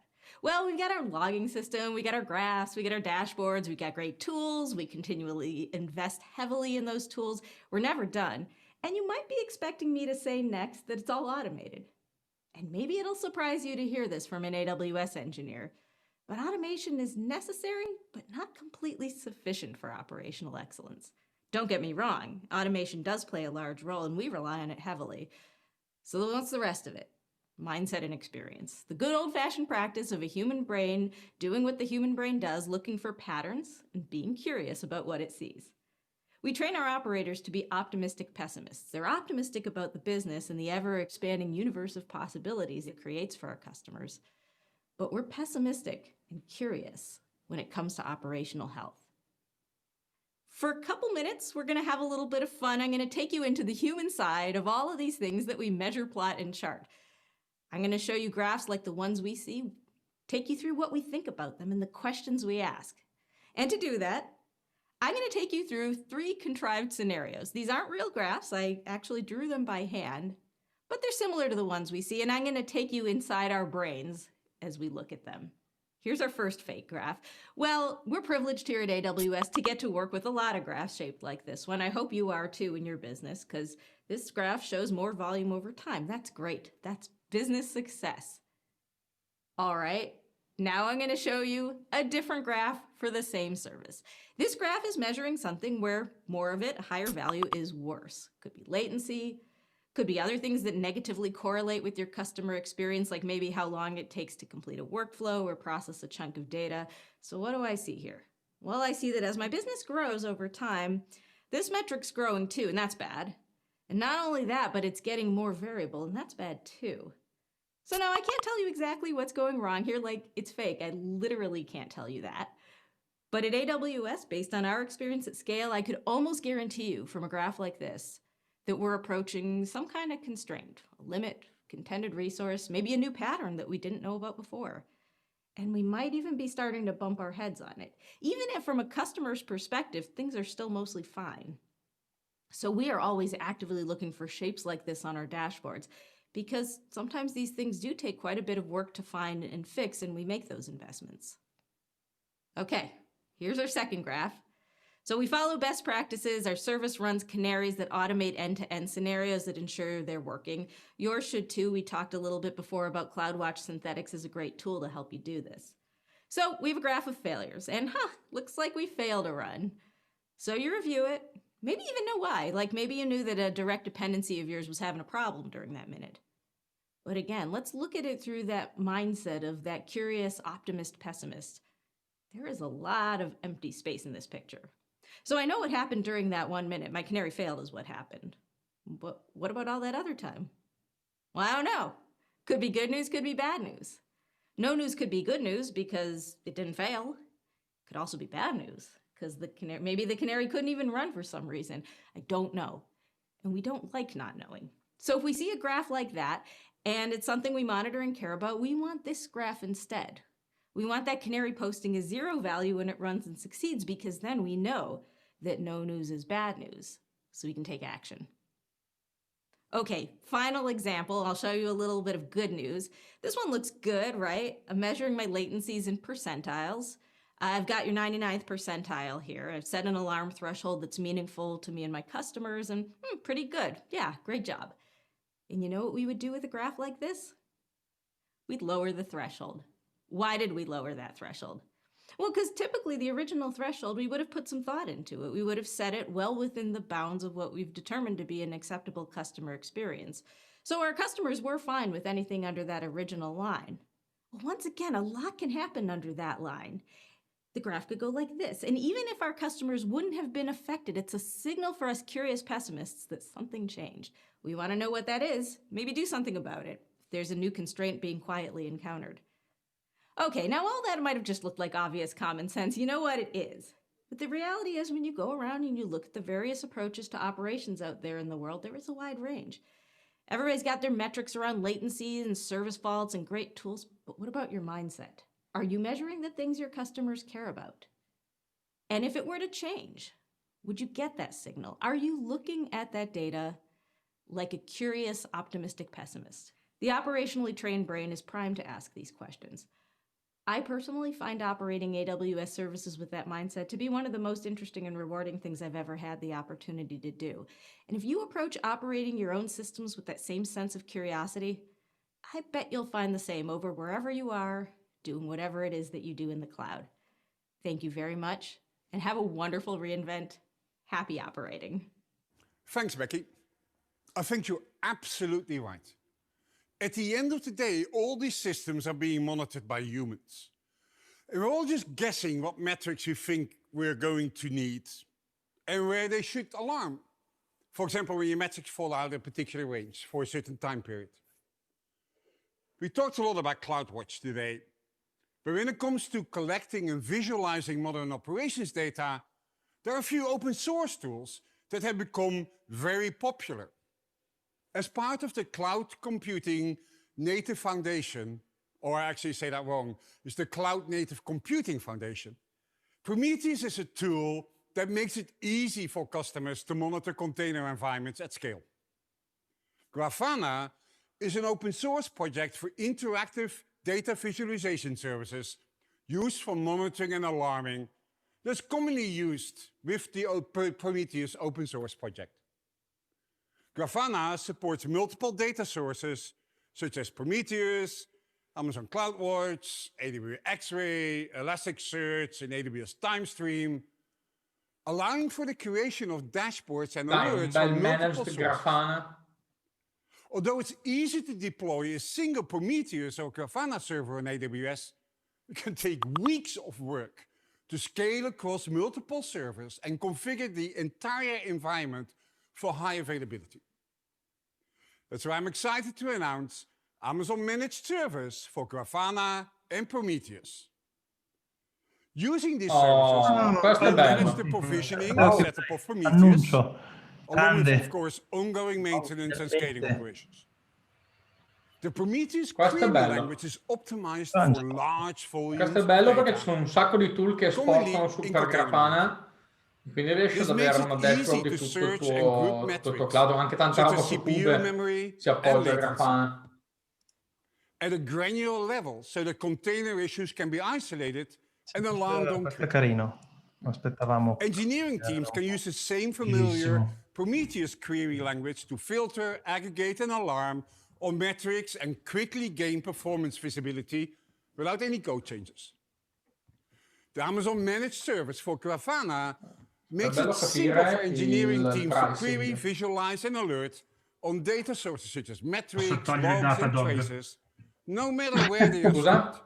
Posso togliere Datadog. These services are available today as a preview e on costano AWS. sproposito, mi sa, When it comes to observability, we talked a lot about CloudWatch and other AWS services. Allora, But il pricing è 404 building these services. And I've always said that AWS is so much more than just the AWS services. And I'd be remiss if I didn't recognize all the tools being developed for our complete monitoring and alerting ecosystem. We have great partners who are also operating in this space. like Sumo Logic and Splunk and Datadog and New Relic and AppDynamics. But all these have a different approach to collecting data. And it can be challenging to combine the different approaches, which is something the Cloud Native Computing Foundation is trying to create a foundational approach for, with the OpenTelemetry project. So I'm excited to announce that the AWS distro for OpenTelemetry is now generally available. As part of the Cloud Native Computing Foundation, OpenTelemetry provides open source APIs, libraries, and agents to collect traces and metrics for application monitoring. The AWS distro for OpenTelemetry consists of collectors that are built into the application and exporters that send data back to backend analytics targets. Qualcuno conosce OpenTelemetry? In addition to supporting AWS targets like CloudWatch and X-Ray, customers can also send traces and application metrics to a number of AWS partners and third-party providers. Sembra interessante, tu lo conosci, Rino? The distro for OpenTelemetry simplifies the process of collecting data by allowing you to instrument your application just once, instead of using multiple tools from different vendors to collect metrics and traces. We're excited about the OpenTelemetry project, and in addition to providing this distribution, we're also contributing to the upstream project for a number of components. Now, no matter how you choose to log, monitor, trace, and alert, there's a tool that fits your needs.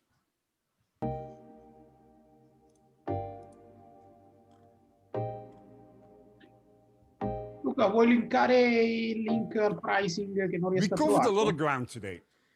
We talked about the importance of development, how to build dependable applications, and how to effectively run them. If you paid close attention, you'll notice there has been a trend with all these things. More and more, AWS is taking tasks that have been slow, difficult, or time-consuming and making them easier to use by using advanced technologies to simplify them. These technologies can include automated reasoning or even machine learning. Take this AWS Panorama appliance, for example. This device allows you to deploy machine learning models to existing industrial cameras, like the ones that will be here in this factory. With this device, a business could run computer vision models for tasks such as quality control, or part identification, or security, or workplace safety. And this isn't changing any of the processes that weren't already done, but it's improving them and allowing the operators who perform them to run more efficiently. Or there's Amazon Lookout for equipment, a machine learning service that detects abnormal equipment behavior using IoT sensors. As technologies advance, you'll continue to see these technologies improve our work, such that we all can be more efficient. At AWS, with every new service we build, we ask how we can make it better by using machine learning. And you can see this in many of the services we've released over the past few weeks around databases, security, and operations. These aren't machine learning services, but they're services enhanced by machine learning. Amazon isn't alone in doing this. Just like Eva, businesses around the world are integrating machine learning with existing applications and data to get more value out of what they already have. As technology that powers our work advances, we'll continue to chip away at the heavy lifting that we all do on a daily basis. So as you're building or using a system, take a few minutes to think about which parts can evolve from simple automation and can make use of advanced technologies such as machine learning. You might be surprised by all the places that ML can help. When we started today, we talked a lot about how AWS is meeting developers where they are. And what if we applied machine learning to that? Services like Amazon Code Guru were built to solve problems exactly like this. When you're writing software, there are a lot of things that need to be checked. Problems like memory leaks or hard-coded credentials and duplicate lines after refactoring, which won't prevent your code from compiling, but can still cause problems for your application. Typically, These problems are identified during manual code reviews before branches are merged. But these are difficult tasks, and some vulnerabilities are easy to miss, especially if there are many changes that are happening at once. And that's why we built Amazon Code Guru. Code Guru uses machine learning to automate code reviews during application development and to profile applications after they've been deployed. As code is checked in, Code Guru Reviewer will automatically review your code, just like a senior engineer on your team would do. It provides advice on what's wrong and gives you links to documentation. And what's great about how it works is that it does these checks automatically when you check in the code, just like you would do with another code review. This way you can find and fix problems early, and the code reviews performed by members of your team can focus on more important aspects of your business logic. Code Guru Profiler, on the other hand, attaches to running applications in your test or production environment. Using machine learning, it inspects your running applications in order to find performance bottlenecks. It allows you to troubleshoot latency and CPU utilization issues, learn where you can reduce infrastructure costs, and identifies application performance issues. By combining automated reviews from Code Guru with the learnings from AWS Fault Injection Simulator and the recommendations from DevOps Guru, we can improve the entire development lifecycle using machine learning. And this is just the beginning. There are so many parts of application development that involve writing and rewriting bits of our applications that are essentially just plumbing and aren't any business value. As the tools we use advance, machine learning is going to continue to remove undifferentiated heavy lifting of building software. Like machine learning, another field I'm getting really excited about, and that I think is going to change our assumptions about what's possible in the world, is quantum computing. I know, we've been hearing about quantum for years now, and how it will be the next big thing. I truly believe that at some point it will become the next game-changing technology. It's going to happen slow at first, providing small optimizations and enhancements, but eventually it will revolutionize the areas it is well suited for. Chemistry research, drug discovery, material sciences, they're all going to be some of the first industries that will benefit from quantum computing. Just like GPUs have changed the field of machine learning, I believe that quantum processors will eventually do the same for many of these scientific fields. AWS is investing heavily in quantum. Our Quantum Solutions Lab connects experts with organizations to build internal expertise and strategies required to run quantum workloads. The AWS Center for Quantum Computing is a partnership with Caltech, where we are researching quantum computing algorithms and hardware. Just last week, our scientists published a new research paper showing a theoretical quantum computing system with groundbreaking improvements in error correction. We also launched Amazon Braket, which democratizes access to quantum resources from a number of providers. And this is where the power of the cloud really shines.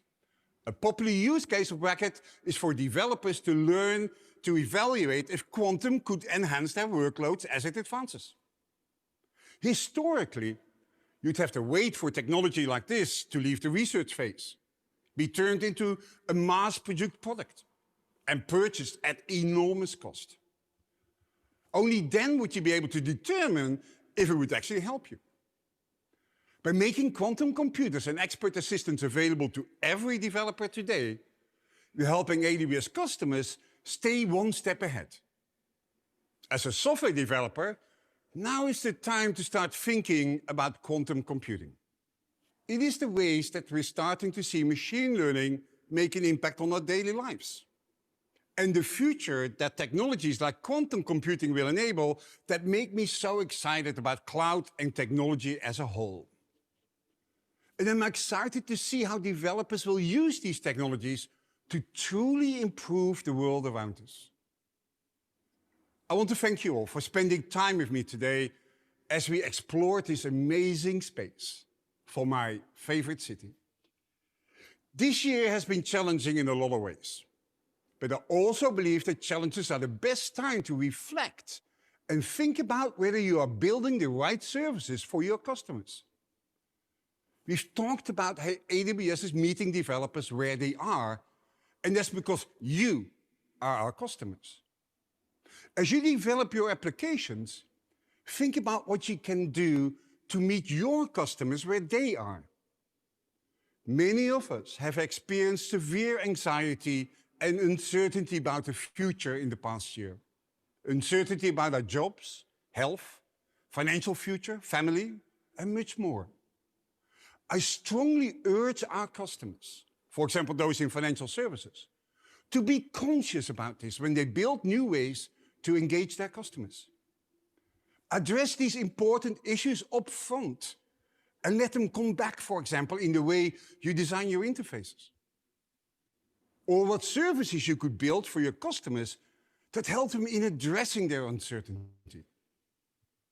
For almost all of us, digital services have become essential. But this means that these services are not just for the digital natives with their fiber connections and the latest smartphones. Consider the experiences you're building for them and how they access them. Not everyone has 5G or even a strong Wi-Fi connection at home. If you build essential services, make sure they also work on low bandwidth, high latency connections. There are enough news reports of kids having to go to a parking lot of a grocery store or a fast food restaurant to just get a decent internet connection for school. The applications you build are essential for your customers. Whether you're building a service that helps people budget what they have and helps them predict their immediate financial future, or maybe you're building a website that helps people stay connected to each other when they wouldn't be able to otherwise. We, as developers, have a responsibility to our customers to build the best applications we can for them in ways that take their current reality very seriously. It's never been a better time to use your knowledge, skills, and talents to make a difference in the world. Now, go build. Bene. Commenti? A me è piaciuto questo keynote, devo dire la verità. Avevo Più di quello dell'anno scorso. Quindi è andato bene, però. Ha lanciato 2 o 3 cose veramente interessanti. Importanti, sì. Prometheus, Grafana, poi anche il Chaos Monkey Manager. Il simulator è interessante, ma vedremo come effettivamente verrà espanso nei prossimi mesi. Il simulator è interessante, non so quante aziende hanno la cultura per usarlo. Cioè, nel senso, soprattutto in Italia, a me capita spesso di avere a che fare parlare con clienti che già il concetto di integration test è fantascienza. Figurati la simulazione.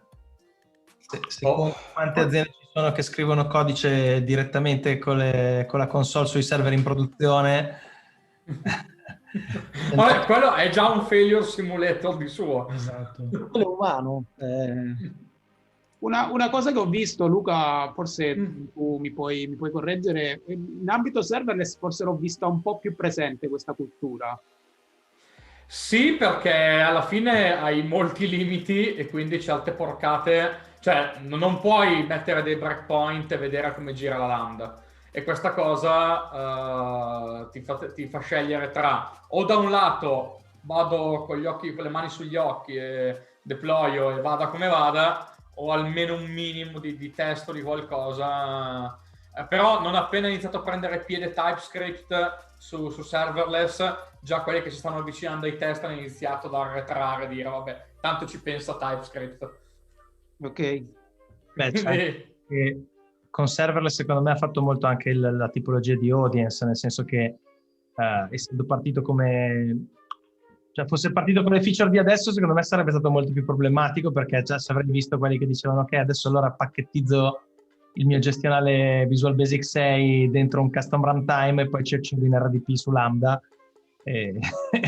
Mentre essendo partito come un servizio con un sacco di paletti, cosa che è anche adesso, però ha catturato un audience di sviluppatori probabilmente un po' più attenta di base inizialmente, non saprei come dire. Sì, o quantomeno ha spinto a migliorare certe cose prima di deployarle, quindi oggi hai una base di codice che è mediamente, e questi sono usciti un paio di studi interessanti, che mediamente è fatta meglio rispetto alla media del software che c'è in giro. Ma perché la scelta è stata fino a un mese fa: o non vado su tutti quei benefici che mi porta serverless, oppure almeno un minimo le cose le devo strutturare decentemente. Questo effettivamente ha fatto tanto dal punto di vista dell'evoluzione del mercato. Dall'altro lato ha tagliato fuori interi settori. Cioè interi settori hanno detto no, non posso nemmeno pensare di cambiare la mia architettura perché mi costa troppo, e quindi vado avanti ad avere i costi che ho oggi, ma almeno sono costi che conosco e non costi che non conosco. Molto bello anche il passaggio finale sul quantum computing, non che abbia detto niente di sconvolgente o di non già noto. Il fatto che ci abbia messo un accento comunque all'interno del keynote mi fa ben sperare che diciamo possa essere un campo che finalmente prenda piede dal punto di vista di un utilizzo reale e non solo nell'ambito della ricerca. Insomma, chiaramente non nel brevissimo, però ci stanno, diciamo, ecco, avevo il timore che l'investimento nel quantum computing fatto a partire da un paio d'anni fa no, dall'anno scorso, scusate, non 2 anni fa, fosse di facciata, e invece mi fa ben sperare che fosse un po' meno che sia un po' meno di facciata e forse un po' più concreto, quindi ci sta investendo.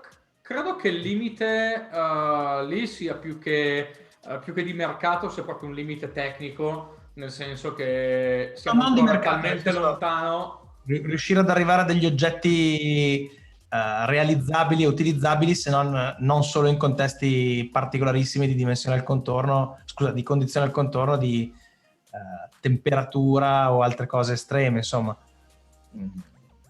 Allora, io ne so abbastanza poco, però mi dicevano, che chi ne sa, gente che ne sa più di me, mi diceva che l'annuncio della settimana scorsa e 2 settimane fa è una cosa significativa, perché il fatto che si riesca con Penny Lane a far girare tensor, dei pezzi di tensori su quantum computing può aprire tutta una serie di applicazioni. No, è sicuramente interessante sul piano teorico di quello che potrai fare una volta che questi device saranno utilizzabili in un contesto reale. Il problema adesso è che, cioè, sulla parte di teoria di quantum computing c'è ancora tantissimo da fare, da cercare, ma ci sono già degli outcome molto interessanti. Il problema è proprio la materializzazione concreta, che se non appoggiandoti appunto a device super specializzati, costosissimi, attualmente gestiti in laboratori in condizioni super controllate a cui puoi accedere solo da remoto, al momento non hai altre. Mentre su temi tipo il machine learning hai già degli oggetti, che ne so, tascabili, con cui riesci a fare determinati tipi di inferenza. Ormai sei abbastanza come dire, democraticizzata e diffusa, no? Quel tipo di ambito. In ambito quantum computing non esiste il device quantico tascabile o acquistabile dalla casalinga di Voghera. Sì, credo che non esista nemmeno ancora un device che può supportare un caso d'uso reale. Cioè, l'idea di bracket non è male, perché tu accedi da remoto a questi computer che loro si comprano e ti mettono a disposizione con slot di tempo definiti. Il fatto è che, da quello che ho capito io, ma davvero ho seguito qualche podcast, niente più di questo, da quello che ho capito io, cioè non ci fai un granché, ci fai delle simulazioni che sì, quando passerai da questi pochi qubit a 1.000 milioni di qubit saranno delle cose bellissime, ma al momento non ci fai molto. Invece non so se è ancora in linea, ma c'era Rino che ci voleva dire qualche cosa su OpenTelemetry. Forse bisogna dargli la parola. Non posso dare la parola a Rino? Gliel'ho data. Hai data tu, ok, perfetto.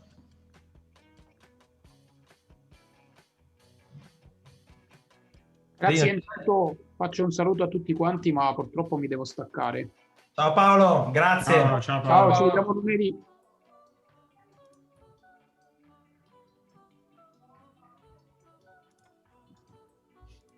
Rino non riesce a usare il microfono. Niente, allora magari vuoi venire lunedì all'ultimo recap a raccontarci qualcosa su OpenTelemetry, anche solo la tua esperienza, non c'è bisogno di preparare demo o cose del genere, visto che... Dai, va bene, poi ci mettiamo d'accordo su Slack, comunque ti contiamo, assolutamente. Voi, Marco, Daniele, avete altre considerazioni? No, io sono proprio contento di Grafana e Prometheus, assolutamente, quello è un bellissimo annuncio. È proprio i due annunci che faccio ancora difficoltà, ma perché nel mio storico non ho mai avuto particolarmente a che fare con quella problematica lì, che ancora non ho ben chiaro qual è l'impatto di quei due annunci sulla... Cioè, gli ho dato meno peso rispetto ad altri, ho sentito meno hype rispetto anche a Twitter, roba del genere, però... Bene. Lasciatemi aggiungere una cosa, visto che questo è l'evento conclusivo di questo format che abbiamo sperimentato quest'anno e che, devo essere sincero, da un lato mi piacerebbe riproporre per altri eventi, dall'altro mi auguro che non sia strettamente necessario in futuro, cioè che lo faremo se avremo voglia, ma non perché non potremo fare altrimenti. Insomma, spero che torneremo presto a poter seguire eventi e conferenze dal vivo. Quello di Werner devo dire che è stato, nella nostra scarna e scarsa esperienza maturata negli ultimi 3 keynote, è stato decisamente il keynote più difficile da commentare, non so se concordate, sia per le tempistiche, le poche pause, la densità di concetti senza dei focus specifici. È molto più facile commentare il flusso di annunci piuttosto che concetti complessi dove intanto devi seguire. Poi non c'era spazio, cioè qualunque cosa dicevi gli si parlava sopra, quindi gli si mangiava spazio a sviluppi di concetti suoi, non so se... Però visto che siamo stati quasi tutti zitti, direi che l'abbiamo sperimentata tutti allo stesso modo, più o meno. No, hai ragione, è vero. Sì, assolutamente. Diciamo che anche la stanchezza delle 3 settimane ha giocato, secondo me, un ruolo. Cioè, il primo keynote erano tutti brillanti, è bello, dai. Cioè, adesso siamo tutti piatti e che speriamo di arrivare alla fine di questa settimana. Hai le vacanze di Natale per riposarti per la 4ª settimana, direi che arriverà a maggio. Esatto. Sì, in effetti, anzi, ancora una volta scusate se sono noioso, ma ringrazio e faccio i complimenti a tutti quelli che per il 4º evento sono rimasti fino alla fine: Angelo Colleoni, Corradino Milone, Marco Dell'Orto, Igor S. Puntato, non c'è più il cognome, Matteo Morelli, Stefano Prudenzi, Vudi, che è stato il nostro... Vudi c'era sempre, Marco Taluzzi, un po' di miei colleghi che non ho nominato ma che sono qui, Rino ormai è una costante di tutti i nostri eventi.